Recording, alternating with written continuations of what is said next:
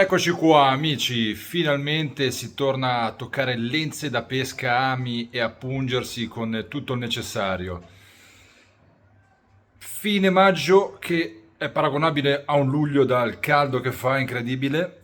E quindi cosa ci resta da fare? Sono più o meno le 4, ci montiamo con calma tutta l'attrezzatura per andare a cercare il vivo e quest'oggi vi porto dalla A alla Z di tutto quello che faccio quando vado a pescare il vivo.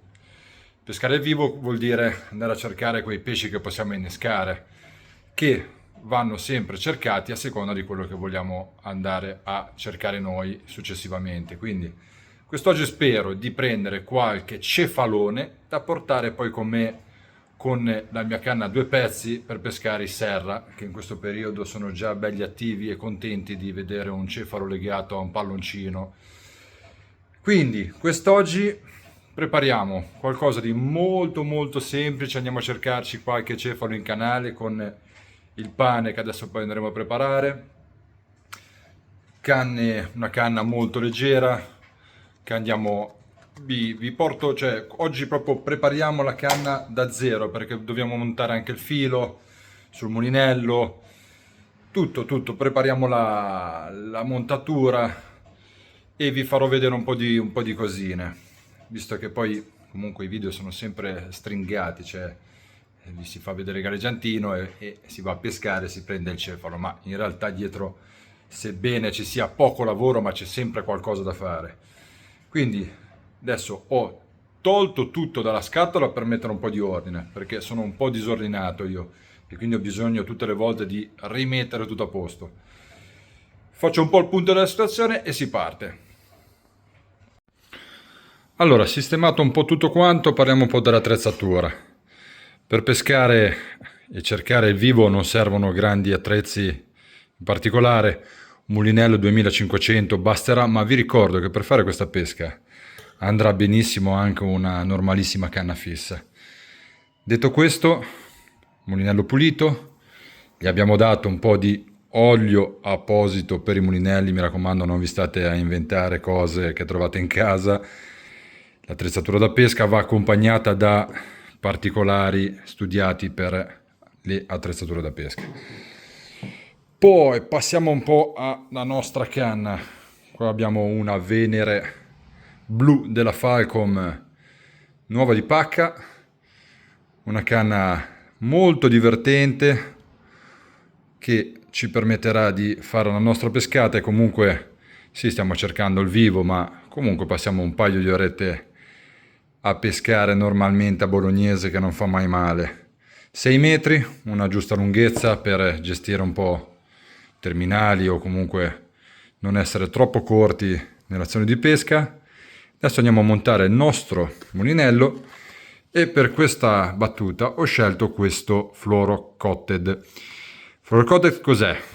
Per i non addetti ai lavori. È un filo di nylon rivestito da fluorocarbon, il che fa sì che sia più resistente all'abrasione.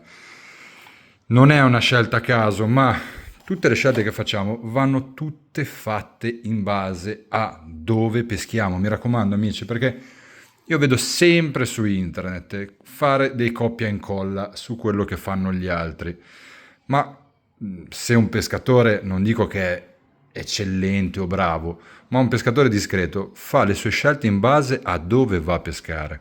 Quest'oggi siamo in canale, ci sono tante rocce sommerse, tanti pezzi di ferro, quant'altro. Il nostro terminale il nostro filo potrebbe andare a scontrare qualche sasso, qualche pezzo di ferro, qualche tronco, rovinarsi.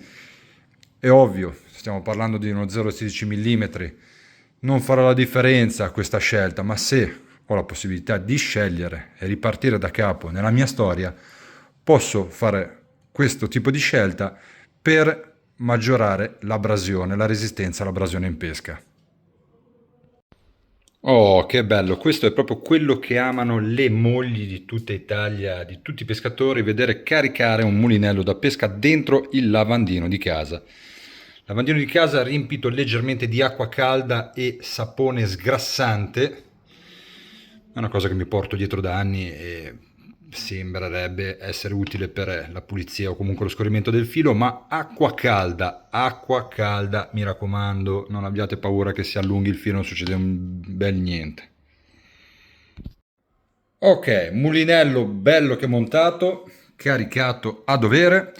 Adesso pensiamo un po' al da farsi come montatura. Quest'oggi andiamo alla ricerca dei cefali pescando col pane.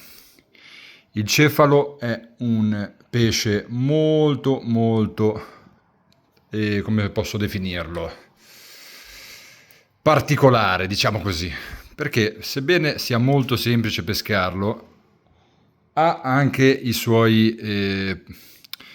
le sue finezze, cioè nel senso che è un pesce che purtroppo si avvicina alla nostra esca e inizia a succhiarla leggermente con la sua bocchina, viene lì e inizia a romperci le scatole. Infatti vediamo sempre dei cerchietti, ed è per questo che io ho in mano qua galleggianti classicissimi per pescare i cefali. Sono quelli rotondi che usavamo da bambini, o perlomeno che io ho utilizzato per iniziare a pescare una trentina di anni fa.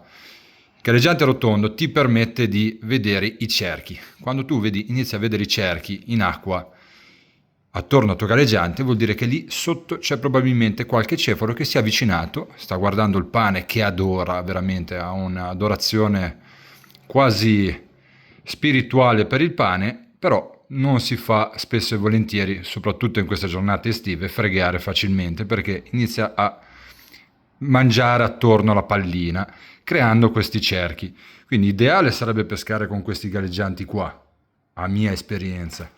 Fortunatamente il mercato ci viene un po' incontro e ha creato anche dei galleggianti fissi con le stesse caratteristiche. Questo galleggiante della Trabucco ha le stesse identiche caratteristiche. Io adesso stavo guardando la grammatura perché è lo step dopo di ragionamento che dobbiamo fare. E vi riporto un po' al discorso di prima. E cerchiamo sempre di organizzare la nostra attrezzatura in base a dove andiamo a pescare. Quest'oggi andiamo a pescare in un canale che, sebbene ci sia l'acqua trasparente, 30 cm d'acqua, bassa marea, fa sempre un po' di corrente. Quindi sì, possiamo andare super fini e pescare con 1-2 grammi, ma basterà un attimo di vento, un attimo di corrente in più, di cambio di marea serale, per non dico rovinare la nostra pescata, ma renderla un po' più difficile. Visto che vogliamo stare tranquilli e stiamo cercando di fare, ripeto, una cosa che si può benissimo fare con una canna fissa, renderla un po' più aggressive, io andrei comunque su una grammatura di 2,5 grammi, 3 grammi, come in questo caso. Stiamo tranquilli, riusciamo a lanciare bene, non c'è nessun problema, ed è questo quello che io andrò a fare. Per i piombini ne abbiamo da vendere e adesso farò una montatura che vi farò vedere, ma mi raccomando, fate tutto in base a dove voi andate a pescare, non copiate, non scimmiottate, perché tutte le situazioni sono diverse, ogni luogo dove andate a pescare e dove vedete pescare è diverso. Questa qua è una montatura base che adesso faccio e vi spiego il perché ho fatto questa montatura. Allora, vediamo un po'. Quindi, nostro galleggiantino da 3 grammi a pallina, scendiamo giù e abbiamo questa situazione qua. Allora, la prima parte, dove adesso la mia mano, i pallini sono messi, diciamo, con una certa distanza, ma perché faranno la parte di caduta, ok? Servirà a fare la parte di caduta, anche se questi pallini qua, che sono dello 0,20, sono già un po' troppo grandi. Per fare una caduta molto morbida si può scendere molto di più come grammatura. E adesso, avendo scelto un galleggiante da 3 grammi e facendo una pescata molto semplice, non me la sono sentita. Dopodiché abbiamo una parte più alta, più raccolta, che serve semplicemente a terminare la nostra piombatura e serve a tarare il nostro galleggiante in pesca. Questa parte qua, che sia una tortilla, che sia dei piombini così avvicinati, a parte che sono già anche forse troppo staccati, serve per concludere la nostra grammatura e fare la parte finale della piombatura del galleggiante, della taratura del galleggiante in pesca, ok? Quindi avremo questi pallini più staccati che fanno la caduta morbida e questi fondamentalmente in pesca servono più al nostro galleggiante che alla nostra pescata, ok? In questa situazione. Non sono andato tanto per il sottile, 0,12, un filo dell'anteguerra ma che adoro, filo molto resistente, molto rigido, non mi piacciono i fili morbidi e i miei ammetti preferiti del 14. Non andiamo tanto per il sottile, non stiamo a perdere terminali, stiamo cercando il vivo, ok? Dopo l'attrezzatura e la nostra montatura si può iniziare a parlare di cosa innescare. Il cefalo abbiamo detto che ama il pane e quindi io vi consiglio, visto che tutti quanti mangiamo generalmente, di tenere uno scatolone di plastica qualsiasi con un bel coperchio dove mettere gli scarti. A parte che già buttare via gli scarti è già un peccato. Cerchiamo di usare un po' di intelligenza e magari, visto che siamo pescatori a quanto pare, di riutilizzare i nostri scarti alimentari. Qui dentro c'è un po' di tutto, c'è sia il pane che poi dobbiamo preparare, sia tutto il resto che servirà per pasturare. Focaccia, grissini, croste, sono tutti avanzi utili che ci serviranno per pasturare invece. Quindi io adesso separo il pane, dove andrò a cercare la mia mollica, e la crosta la andrò a rimettere nello scatolone magico che andrò a versare dentro un secchio dove poi andrò a mettere dell'acqua.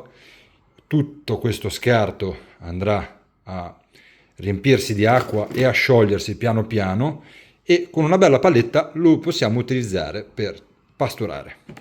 Quindi non stiamo a fare grandi cose, non ci ingegniamo, cerchiamo più che altro di riutilizzare quello che abbiamo già in casa. Cosa diversa è magari nella preparazione del pastone vero e proprio per pescare. E adesso toglierò le croste e andrò ad aggiungere pane grattato e formaggio. Se invece non avete niente, perché magari non ho niente, io non ce l'ho il pane secco, non mi piace, non lo mangio, è domenica, manco so dove andarlo a comprare, andrà comunque bene del pan bauletto, delle fette come queste che si usano per fare i toast. Stiamo cercando i cefali, non stiamo cercando chissà quale pesce mistico, misterioso che ha una particolare dieta, non stiamo a farci dei problemi. Quindi qua abbiamo lo step 1, ci siamo ricavati la mollica, abbiamo tolto la crosta, l'abbiamo messa nella parte, diciamo, quella che utilizzeremo per pasturare, abbiamo bagnato la mollica, abbiamo tolto l'acqua in eccedenza. Adesso a questo impasto qua, a questo mollica qua, andiamo ad aggiungere il pane e il formaggio grattato. Andiamo ad aggiungere gli ingredienti in base alla consistenza che vogliamo ottenere. Ok, ho notato che per pescare i cefali alcune volte è un po' inutile, controproducente fare del pane un po' troppo solido, perché come abbiamo visto, ne abbiamo già parlato prima, il cefalo è un pesce che si avvicina all'esca, inizia a spiluccarla, come si dice in genovese, pian pianino, e di conseguenza probabilmente del pastone troppo duro andrebbe a rendere tutto il più difficile. Una pallina morbida, anche se è difficile da lanciare, anche se reggerà meno tempo in acqua, arriva il cefalo, sente morbido e va subito a pungersi. Questa è una mia interpretazione, mia esperienza. Poi, ripeto, ognuno è liberissimo di fare quello che vuole, creare anche dei pastoni durissimi. Poi, ripeto, c'è sempre il discorso di dove uno va a pescare. Se uno magari va a pescare e ha necessità di lanciare e non perdere l'esca, è un altro par di maniche. Io ho semplicemente bisogno di accompagnare la mia pallina in acqua tranquillo, non devo fare sforzi, non devo fare lanci difficili e di conseguenza anche questo tipo di pane qua mi viene benissimo.